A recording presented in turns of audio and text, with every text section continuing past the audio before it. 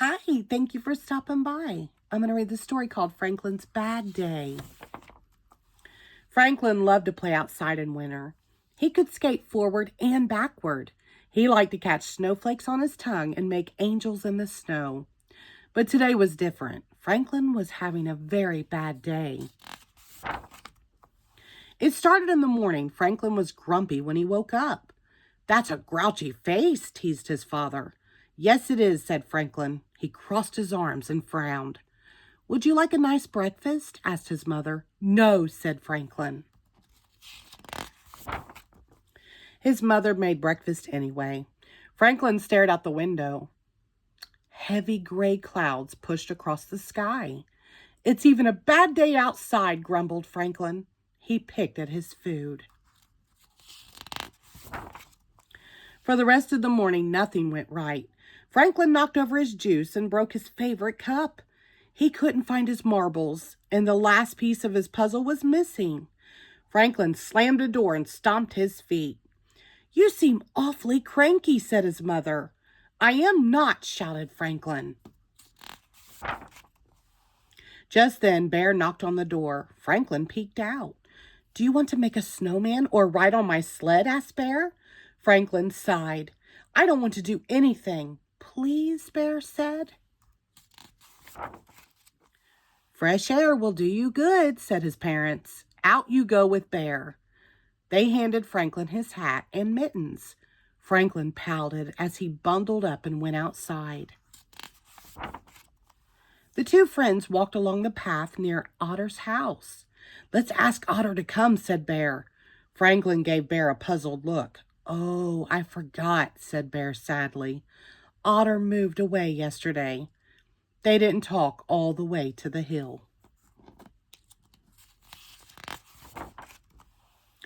Franklin kneeled at the front of the sled, and Bear sat behind him. Bear gave a push. "Let's go," he shouted. The sled glided halfway down the slope, and then it stopped. They had landed on a bare patch. "Oh no," wailed Franklin. "What a terrible day."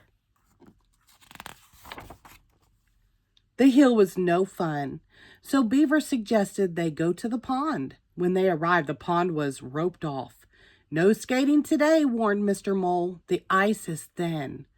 Franklin lost his temper. "This is my worstest day ever."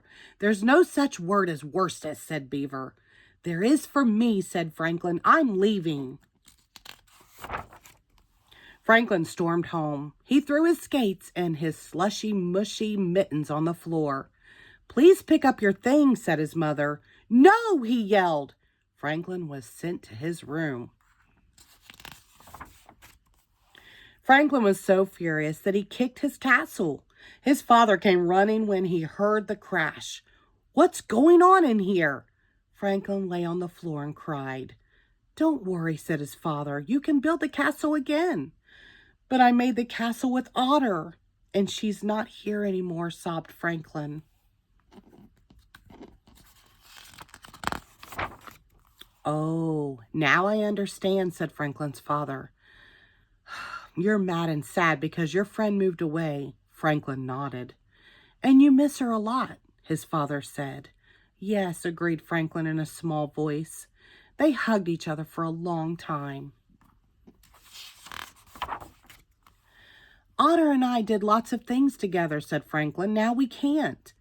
"You can still be friends," said Franklin's father. "You can share your feelings by calling or writing." Franklin thought for a moment. "Do we have a big envelope and some stamps?" he asked.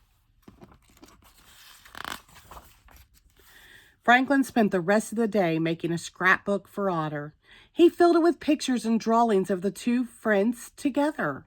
Near the back, Franklin put a dozen envelopes. He printed his address on each one. On the last page, he wrote, "Please write to me. Then we can still stay friends forever." As he walked to the mailbox, Franklin felt better. Snow was falling, and it was getting cold enough for the pond to freeze. Franklin had a feeling that tomorrow would be a good day.